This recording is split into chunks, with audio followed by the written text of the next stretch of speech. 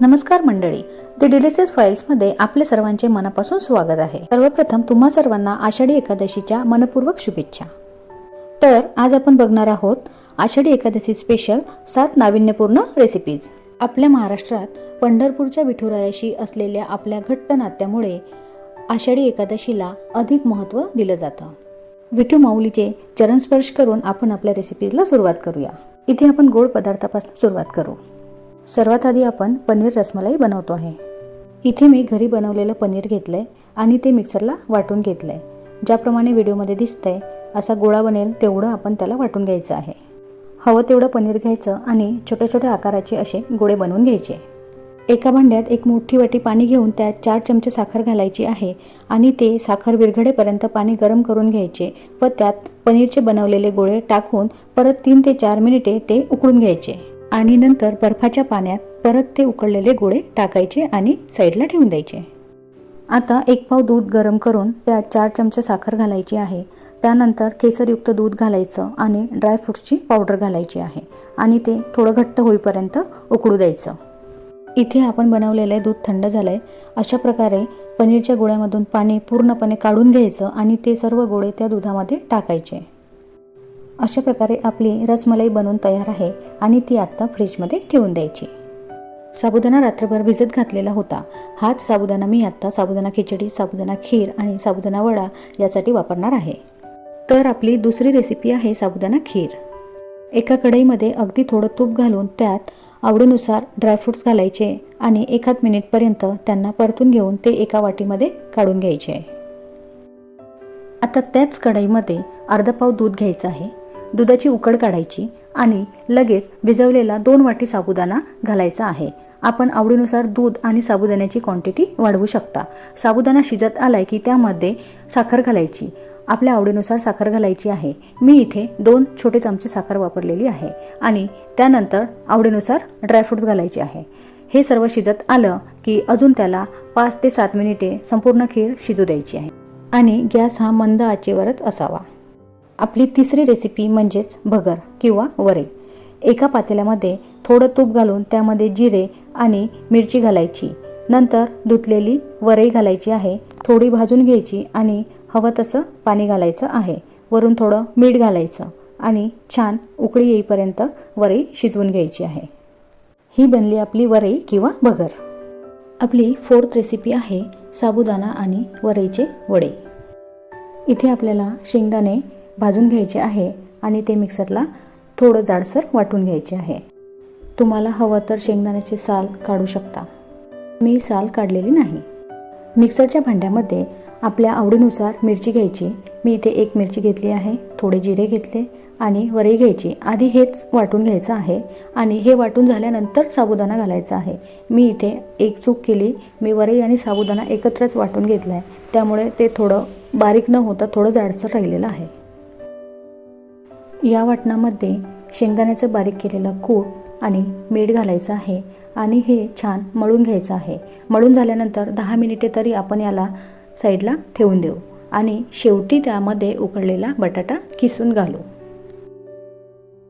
इथे मी 1 उकळलेला बटाटा किसून या वाटणामध्ये मिक्स केला आहे। आपल्या दोन्ही हातांना थोडं तेल लावून आपण छोटे छोटे गोल गोल वडे बनवून घेऊ आणि तेलामध्ये ते तळून घेऊ। साबुदाणा वडा म्हणजे सर्वांच्या आवडीचा उपवासाचा पदार्थ। भिजवलेला साबुदाणा मिक्सरमध्ये वाटून घेण्याचे कारण एकच की तो तेलामध्ये फुटणार नाही।